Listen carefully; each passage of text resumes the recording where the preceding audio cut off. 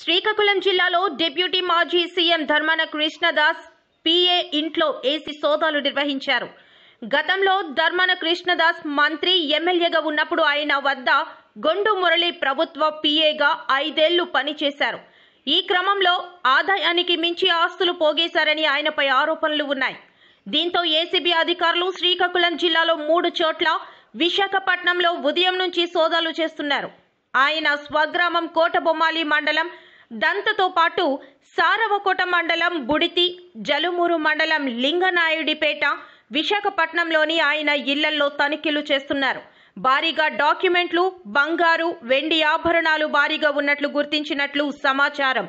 100 కోట్ల ఆస్తి భావించిన ఏసీబీ అధికారులు దీనికి సంబంధించి తగిన పత్రాలను ఏసీబీ అధికారులు పరిశీలిస్తున్నట్టు భోగట్